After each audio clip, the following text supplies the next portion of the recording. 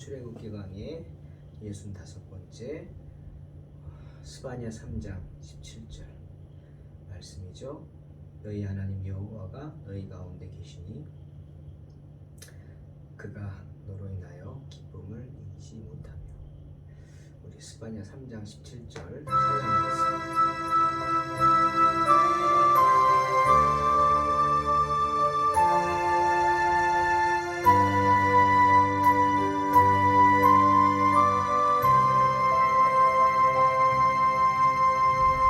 너의 하나님 여호와가 너의 가운데 계시니 그는 구원을 베푸실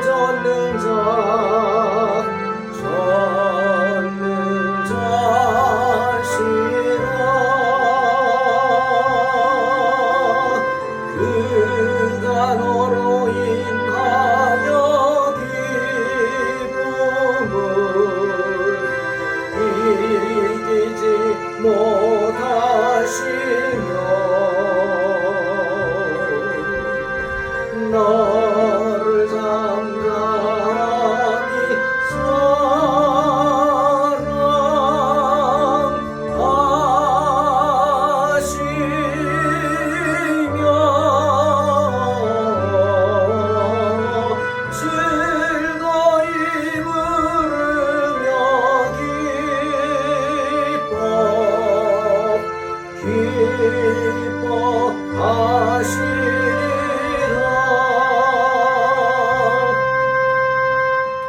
너의 하나님 여호와가 너의 가운데 계시니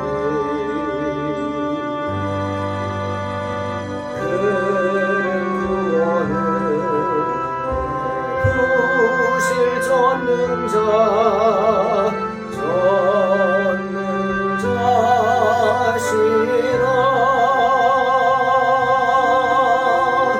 그가 너로 인하여 기쁨을 이기지 못하시며 너를 잠잠히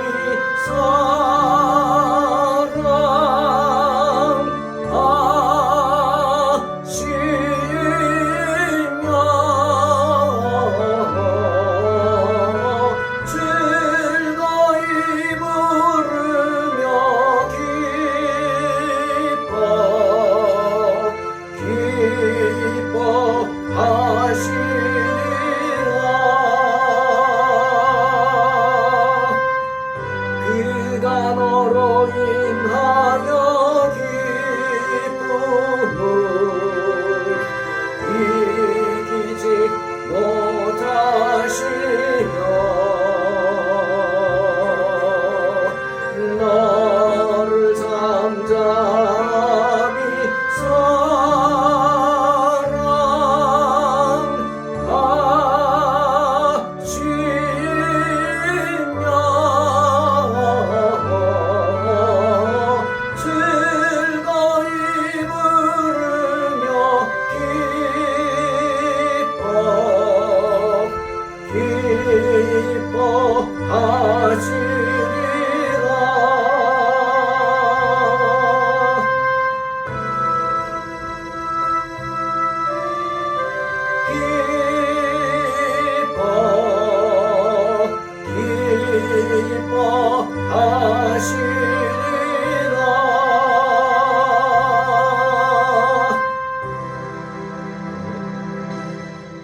주님이 기뻐하실 줄로 믿습니다.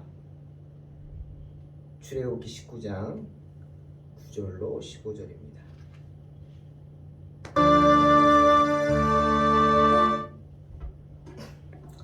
봉독합니다. 여호와께서 모세에게 이르시되 내가 빽빽한 구름 가운데서 내게 임함은 내가 너와 말하는 것을 백성들이 듣게 하며 또한 너를 영영히 믿게 하려 함이니라. 모세가 백성의 말을 여호와께 아뢰었으므로 여호와께서 모세에게 이르시되 너는 백성에게로 가서 오늘과 내일 그들을 성결하게 하며 그들에게 옷을 빨게 하고 준비하게 하여 셋째 날을 기다리게 하라.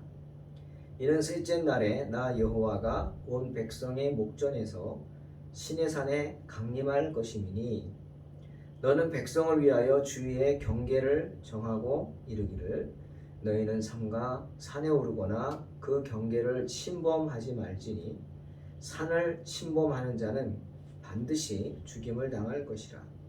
그런 자에게는 손을 대지 말고 돌로 쳐 죽이거나 화살로 쏘아 죽여야 하리니 짐승이나 사람을 막론하고 살아남지 못하리라 하고 나팔을 길게 불거든 산 앞에 이를 것이니라 하라. 모세가 산에서 내려와 백성에게 이르러 백성을 성결하게 하니 그들이 자기 옷을 빨더라.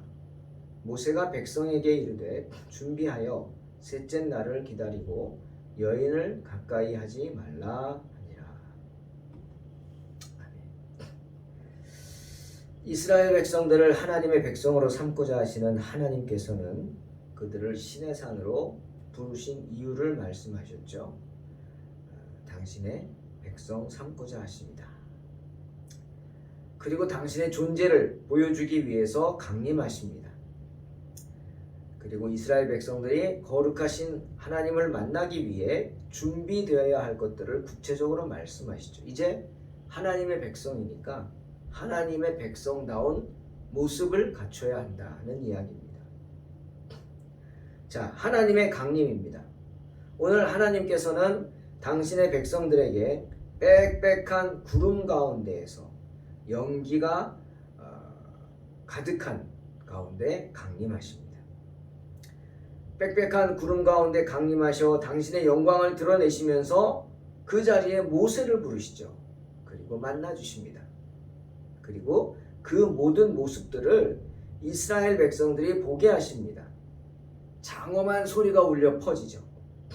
비록 이스라엘 백성들이 구체적인 형상을 보는 것은 아니지만 멀리서나마 그들은 하나님께서 그곳에 강림하시는 신비로운 모습을 바라보고 체험합니다. 하나님이 자신들과 함께 하신다는 사실을 그러므로 확신케 되죠. 하나님은 그렇게 당신의 백성들 가운데 특별히 강림하셔서 당신의 영광을 드러내 보여주셨습니다. 그런데 성령도 그러셨죠. 성령도 그리스도가 세례를 받으실 때 이처럼 가시적인 모습으로 그리스도께 임하셨습니다. 마태복음 3장 17절이죠. 하늘로부터 소리가 있어 말씀하시되 예수님이 세례 요한에게 세례받고 올라오실 때 하늘로부터 소리가 있어 말씀하시되 이는 내 사랑하는 아들이요 내 기뻐하는 자라. 그곳에 있던 모든 사람들이 하나님께서 그에게 하시는 말씀을 들었습니다. 또 있죠. 오순절 날에 성령께서는 사도들에게 갈라진 혀의 모습으로 불처럼 임하여 그들로 하여금 그것을 보고 믿음을 갖게 하셨죠. 마치 불의 혀처럼 갈라지는 것들이 그들에게 보여 각 사람 위에 하나씩 임하여 있더니 사도행전 2장 3절. 자, 그러면 오늘날은 성령께서 어떻게 강림하십니까? 한 예가 사도행전 18장 9절에 나옵니다. 바울이죠. 사도 바울이 고린도 지역에서 복음을 전하다가 심하게 핍박을 당합니다. 얼마나 낙심이 됐을까요? 그날 밤 잠도 안 오고 너무나 괴롭죠? 힘든 가운데 아마 멍하니 있었을 것입니다. 기도도 안 나왔을 것 같아요. 너무 심한 핍박을 당해서. 그때 성경은 말씀하십니다. 밤에 주께서 환상 가운데 바울에게 말씀하시되 두려워 말며 침묵하지 말고 말하라. 낙심한 바울에게 성령이 환상 가운데 찾아오십니다. 그러니 오늘날에도 성령께서는 아마 여러 가지 방법으로 우리에게 나타나시고 말씀하실 것입니다. 저는 언제나 얘기합니다. 성령은요 마치 스치는 하고 스치는 바람 가운데서도 말씀하시고 심지어 떨어지는 낙엽을 통해서도 그것을 바라보는 우리에게 말씀하십니다. 떨어지는 낙엽을 바라보면서도 우리는 성령의 음성을 들을 수 있고 날아가는 새를 보면서도 우리는 성령의 음성을 들을 수가 있다는 거죠.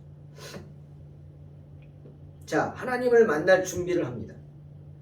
여러분, 모든 것에는 준비가 필요합니다. 준비 없이 뭐 하다가는 낭패를 보기 일상이죠. 그렇죠? 언제 사람들이 많이 다칩니까? 운동을 안 하던 사람이 갑자기 운동을 한다고 그럴 때 다치죠. 그렇죠? 산을 안 올라던 사람이 갑자기 산에 간다고 등산하겠다고 그러다가 죽습니다. 왜? 준비가 안 되어 있기 때문이죠. 특히 운동할 때는 정말 사전에 스트레칭하고 준비해야 합니다. 그런데 운동할 때만이 아니에요. 누군가를 만날 때도 준비를 해야 합니다. 사람을 만날 때도 그렇죠. 예?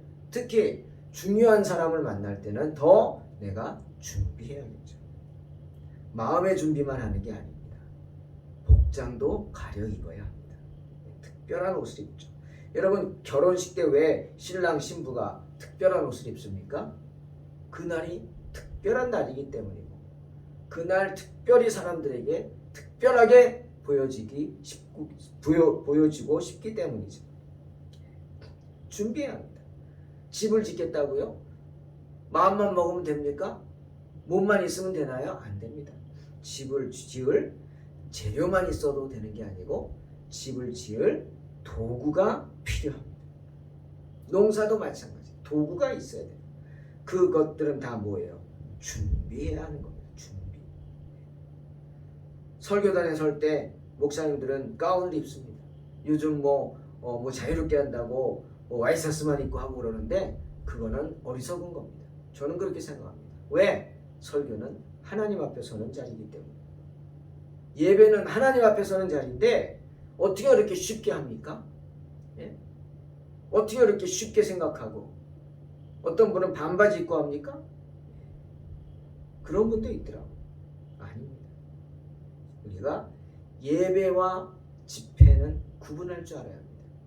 예배는 하나님 앞에 드려지는 것이고 집회는 우리들을 위해 행해지는 것입니다.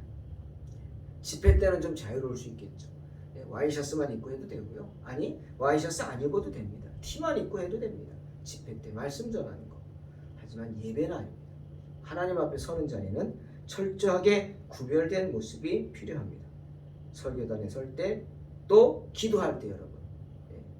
어떤 분들은 설교단에 설교하는 목사님들이 설교하는 제단에 성도들을 절대로 안 세웁니다. 그렇죠? 심지어 기름 부음 받은 자 목사와 장로들만 세우죠. 집사들 안 세웁니다. 청년 세운다고요? 없습니다. 하지만 저는 세우죠.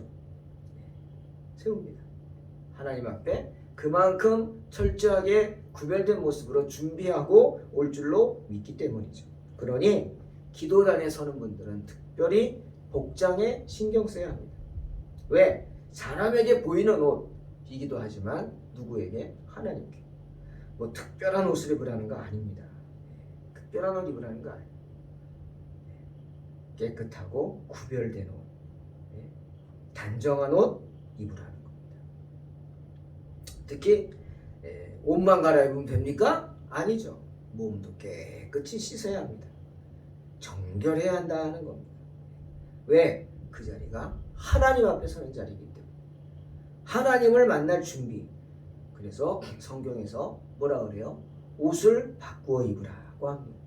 그 옷을 바꾸어 입으라는 말은 그냥 단순히 옷만 갈아입으라 그 소리가 아닙니다. 씻어야 합니다. 정결하게.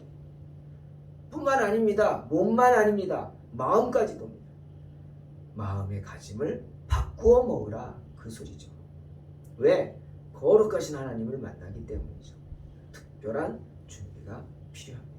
오늘 주님은 그것을 말씀하시는 거예요. 하나님은 모세에게 그리고 이스라엘 백성들에게 이틀간의 시간을 주십니다. 3일째 나를 만나자.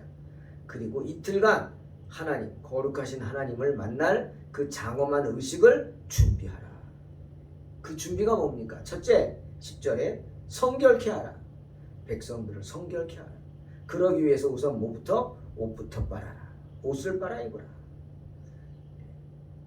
성결케 하라는 의미는 뭡니까? 이스라엘 백성들로 하여금 세상적인 일을 멈추게 하라. 오직 기도와 명상, 신앙적인 일에 전념케 하라. 그들의 경건과 헌신의 마음으로 하나님의 입에서 나오는 율법, 말씀을 받을 수 있게 하라 하는 것입니다. 하나님 앞에 섰는데 생각은 딴 데가 있으면 되겠습니까? 그럼 말씀이 들어올까요? 설교 시간에 머릿속은 다 세상에 가 있다면 그 되겠습니까? 근데 설교 시간에 핸드폰을 하고 있어요? 그 설교가 들어갈까요? 생각해 보시기 바랍니다. 자, 옷을 바꿔 입으라. 하나님이 옷에 관심이 있어서 그러신 건가? 그러시겠습니까? 아니죠? 옷을 빨아라. 그들이 옷을 빨면서 그들의 영혼도 회개로서 깨끗하게 해야겠다 생각을 갖도록 하라는 것입니다. 저는 이 말씀 보면서 갑자기 그런 생각이 들었습니다. 광야에 마실 물도 없는데 이 많은 200만 가까이 되는 그 많은 사람들이 옷을 빨아야 그렇게 옷을 빨 수 있는 물이 있다는 거 아닙니까? 그렇게 물이 넉넉하다? 은혜죠. 축복입니다. 광야에서. 어떻게 이럴 수 있을까? 반석에서 물이 솟아났구나. 반석에서. 세상 사람도 옷을 봅니다. 누구를 만날 때 옷을 봅니다. 뭐 메이커가 뭐냐 이런 얘기가 아니라 그 사람이 나를 만나러 올 때 단정하게 왔냐 이거죠. 즉 준비된 마음으로 왔느냐를 판단을 뭘로 해요? 옷을 보는 거예요. 더러운 옷을 입고 나왔다? 기분 나쁘죠. 비싸진 않지만 깔끔하게 말쑥한 모습으로 나왔다? 이런 말쑥하다는 말 너무 좋잖아요. 말쑥한 모습으로 나왔다. 좋은 겁니다. 그렇게 하라는 겁니다. 그렇게. 사람도 옷을 봅니다. 깨끗한 옷차림을 보죠. 하물며 우리의 마음까지 꿰뚫어 보시는 위대하신 하나님께서 또 그 하나님 앞으로 나아갈 때 하나님이 우리에게 옷만 보시겠습니까? 우리의 순결한 마음을 보시는 건 당연한 것입니다. 성결케 해야 합니다. 또 하나는 11절에 백성들로 하여금 예비하여 기다리게 하라 하셨습니다. 주님 만날 날을 경건한 마음으로 기다리라는 겁니다. 그러기 위해서 뭘 조건을 붙였죠? 여인을 가까이 하지 말라. 이게 뭡니까? 욕정입니다. 욕정을 멀리하라. 이건 본능이죠. 남자가 여자 좋아하는 건 본능입니다. 여자가 남자 좋아하는 것도 본능이에요. 남자가 남자 좋아하고 여자가 여자 좋아하는 거는 본능이 아닙니다. 그건 잘못된 겁니다. 그건 병입니다. 병. 안 되는 거죠. 하지만 남자가 여자 좋아하고 여자가 남자 좋아하는 거는 당연한 겁니다. 본능이죠. 그런데 그 본능까지도 접어두라. 왜? 그만큼 하나님을 만나는 일에 전념하라. 세상적인 그런 산란한 생각들을 버리고 집중시키고 불순종한 감정들, 정욕을 제거하고 그런 불우한 정욕들을 억제하고 세상 일에 대한 모든 염려까지도 당분간 깨끗이 잊어야 된다. 그 말 아니겠습니까? 특히 하나님께서 강림하실 곳을 거룩하게 하라. 주변에 경계를 치라. 그래서 함부로 산에 오르거나 그 경계를 침범하지 못하게 하라. 왜죠? 하나님의 강림이 단순히 이스라엘 백성들의 호기심거리가 되어서는 안 됩니다. 그들의 궁금증, 야 하나님이 어떻게 생겼어? 눈이 몇 개일까? 코는 있을까? 이런 그들의 궁금증을 만족해 하는 쇼가 되지 못하게 하라는 거예요. 구경거리가 되어서는 안 된다는 말이죠. 중요한 얘기입니다. 이를 위해 모세는 시내산 사면으로 지경을 정해야 했습니다. 여기까지만 접근해라. 그 이상은 접근하지 마라. 그 경계를 함부로 넘는 사람, 넘어서 함부로 다가서는 사람들은 사람이고 짐승이고 다 죽여버려라. 그런데 어떻게? 손을 대지 말고 돌로 쳐 죽이거나 화살로 쏘아 죽여라. 여러분, 화살과 돌로 쏜다? 가까이 있는 사람은 어떻게 돌로 쳐요? 조금 떨어져야 돌로 치죠. 가까이 있는 사람은 화살 쏴요? 좀 떨어져야죠. 그만큼 뭐예요? 접근하지 말라. 그런 사람들에게 마치 바이러스처럼 여기고 접근하지 말라. 이 모든 이야기는 무슨 뜻입니까? 하나님께 경배를 드리는 모든 사람들은 겸손하게 하나님께 대한 경외심을 가져야 한다는 말입니다. 그 다음 세 번째로 모세는 백성들에게 하나님의 호출에 주의를 기울이라 지시했습니다. 하나님의 호출, 하나님의 부르심이죠. 13절 나팔을 길게 불거든 산 앞에 이를 것이니라. 하나님의 사자가 나팔을 길게 불면 그들은 산기슭에, 다시 말해서 하나님의 발 밑에 앉아야만 했습니다. 사람의 음성은 그렇게 많은 사람들이 들을 수 있도록 소리를 낼 수는 없지만, 사람의 음성은 큰 소리 안만 내도 뭐 많은 사람이 어떻게 들어요? 하나님의 나팔 소리는 분명히 모두에게 들립니다. 하나님께서는 그들 모두에게 나팔 소리를 통해서 하나님의 음성을 듣게 하십니다.